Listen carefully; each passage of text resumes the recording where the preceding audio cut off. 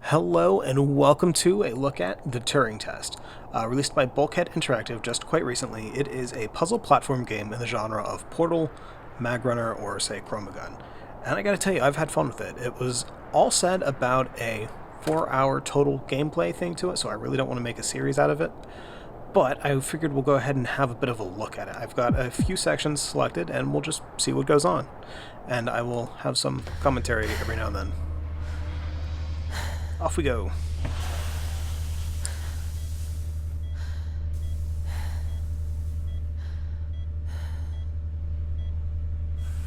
Morning, Ava. Your wake-up has been sanctioned by the ISA. We lost contact with the ground crew 450 hours ago. We have tried to establish further communications, but we are not getting any responses.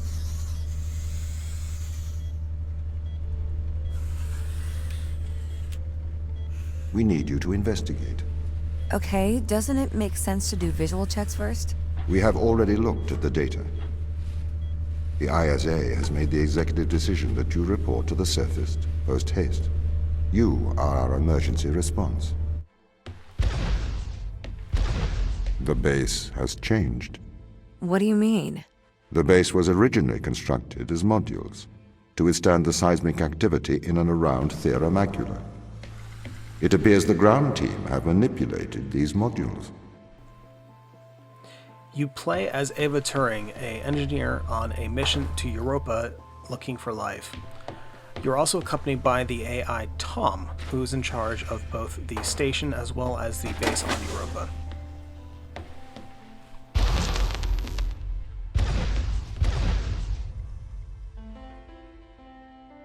The base was built initially by machines. I served as the mind of these operations. I arrived first on Europa in 2240. It costs a lot to send humans into space with the necessary life support, especially such a vast distance from Earth. So, robotics built this place. I wonder why the ground team has changed these rooms. I have a hypothesis. These rooms are Turing tests. Turing tests? Turing tests are tests designed to tell humans and machines apart. Typically, problems only solvable by a human. A combination of logical and lateral thinking. So, you can't complete these tests, Tom? No. That is why I am glad you are here to help. We need to work together.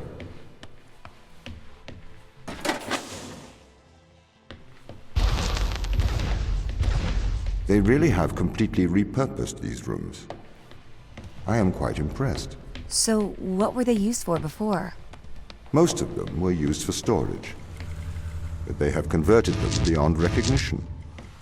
Perhaps they ran out of things to do out here. The devil makes work for idle hands.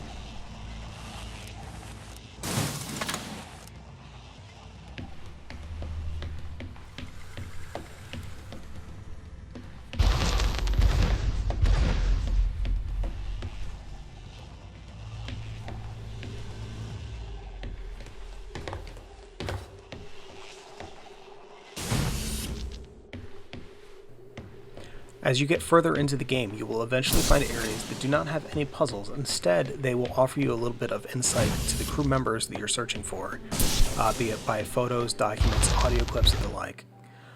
Eventually, you come to the crew quarters, and you find something there, I think, that is a great example of the game giving you the hint that something's not quite right. And it's something that you could very easily miss. What you can find is a letter to Tom. Knowing that you're always watching, I thought I would write you a letter. As you no longer reside in my mind, I've decided to transfer my thoughts to text. I want to do so in the form of a history lesson. A lesson that perhaps you'll find condescending, but it's likely more for my sake than yours. Alan Turing is considered a father of theoretical computer science and artificial intelligence. Perhaps a lesser-known part of his life was his contribution to the field of biology. Why do you suppose his interests lay in these two disparate fields? I assume it was because he believed the world to be logical and understandable. He was a mathematician. He seemed to believe that the great complexity of the universe could be explained with simple rules. 2 years before his suicide in 1952, Alan Turing developed something called reaction diffusion systems. Inside the academic world, this work is cited more than his work on computers. I am no mathematician. However, in plain English, this equation describes things that wish to diffuse, however, also react with each other during the process. I am sure this sounds strange to you, or at the very least, tangential to our lives here on Europa. What relevance does it have to anything here? Reaction diffusion systems show how patterns are created. They show how the leopard got its spots, and how the zebra got its stripes. My real interest here is in Turing's interest, that nature can be formalized, that we can understand the natural world in mathematical terms. Turing created the test to answer the question, can a machine impersonate a human? The intrigue behind that being, can the human mind be simulated by a machine? Why ask that question? To prove that the human mind is a machine. I am not sure that is Turing's opinion, however. Concerning consciousness, he states this. According to the most extreme form of this view, the only way by which one could be sure that a machine thinks is to be the machine and to feel oneself thinking. One could then describe those feelings to the world, but of course, no one would be justified in taking any notice. Likewise, according to this view, the only way to know that a man thinks is to be that particular man. If the human mind exists within the physical world, it obeys the same rules of physics and chemistry that every other thing in the world. Therefore, like all of nature, it is merely reactive. It is curious that nature would create, through mechanics of determinism, creatures that believe they have free will. Conversely, I suppose, if we conclude that we are all machines, we only came to this conclusion in a predetermined manner. We cannot claim credit for our discovery, as it is just a product of nature's genius, not our own. A humbling idea, I think, behaviorism. Maybe we are more similar than we think. What condition should I expect to find the ground crew in? Daniel went missing days ago. Chris is presumed dead. We are expecting to find Sarah, Mikhail, and Sochi in a stable condition. Chris is dead? He was involved in an accident.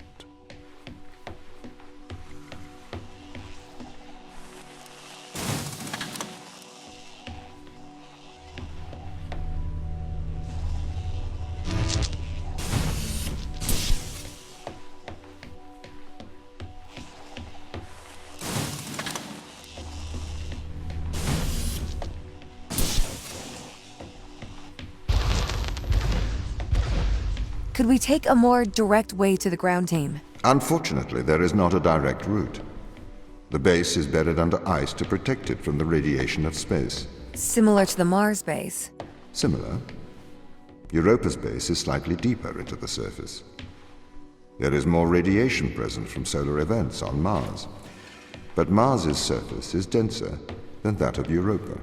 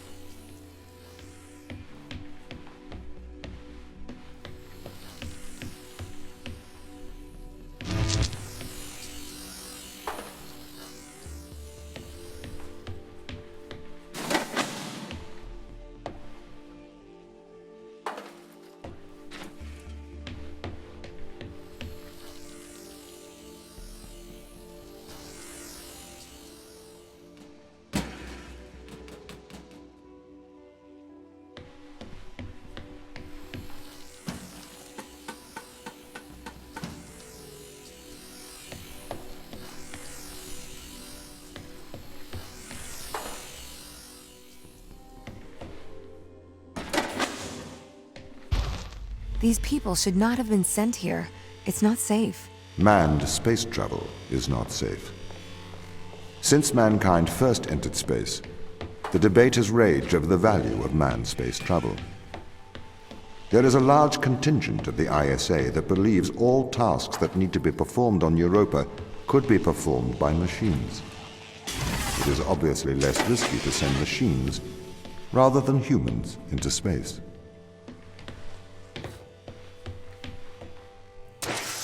While the core gameplay of the Turing Test is fairly simple, it does expand upon just moving power boxes fairly quickly.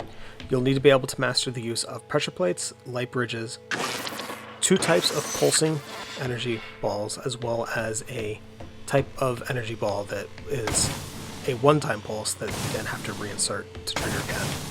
You'll also need to use cameras, robotic drones, as well as manipulate gigantic pistons using the various energy boxes or energy balls you have access to.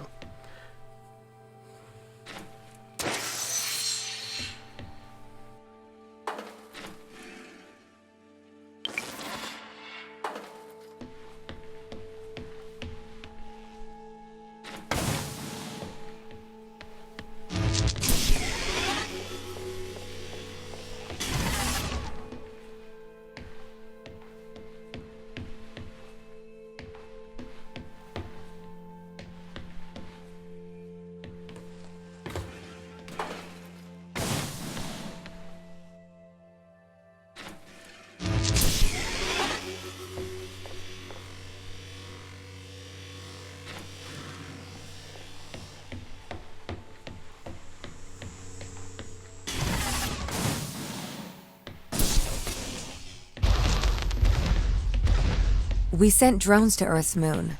Scientists can remotely operate drones. If we did it there, why not here too? Teleoperation became possible on the Moon when the communication latency was reduced to 1.4 seconds. The distance between the Earth and Earth's Moon is approximately 1.3 light seconds.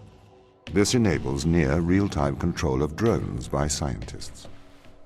The story is different with Europa, as the distance between Earth and Jupiter oscillates between approximately 32 and 53 light minutes.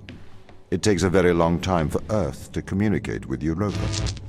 Due to that distance, teleoperation will never be possible on Europa. Okay, but why not control drones from the satellite? Why not indeed? My systems can be teleoperated from Europa's satellite. That is when the communication lines are open. However, the advantages of human field workers apparently outweigh the risks.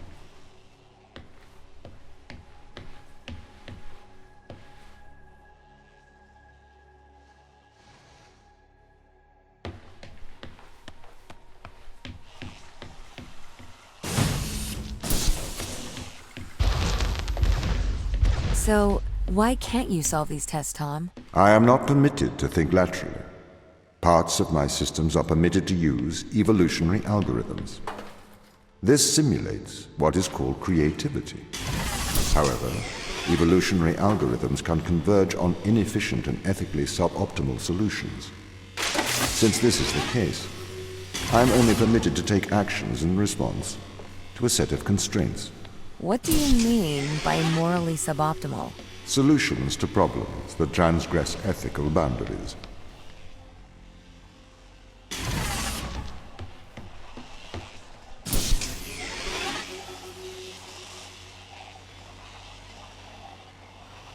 Ultimately, the Turing Test is a fun game. I thoroughly enjoyed it, and for the $20 I spent, I don't regret it.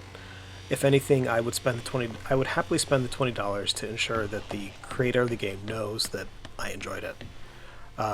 If you're not comfortable spending that much money for only 4 hours of entertainment, wait for sale. I don't blame you.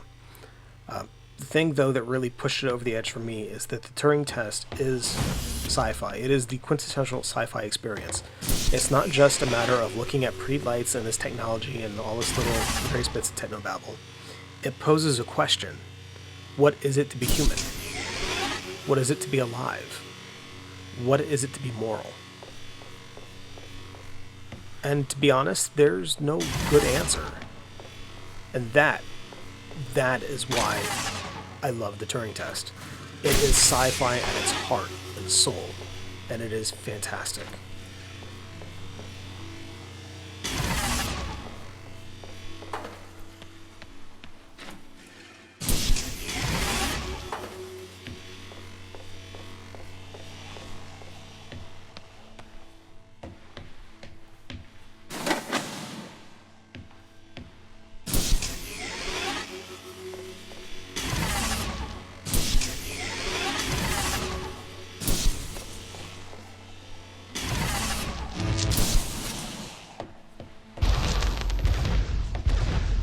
Why does a lack of creativity stop you solving these tests?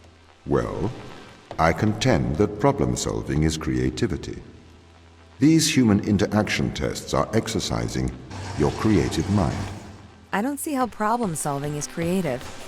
Think back to the beginning of these tests, to the first puzzle you solved. It required you to throw a box through a window. Do you remember? Yeah, I think so. I simply had never thought to throw a box through a window. That is creativity, thinking outside of the box.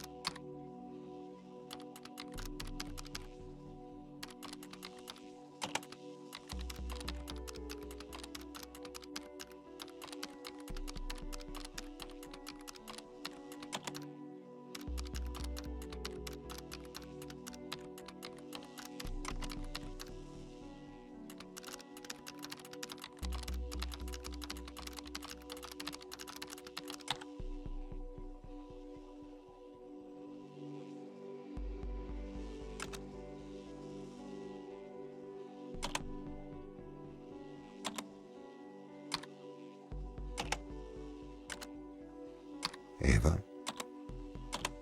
Ava, wake up.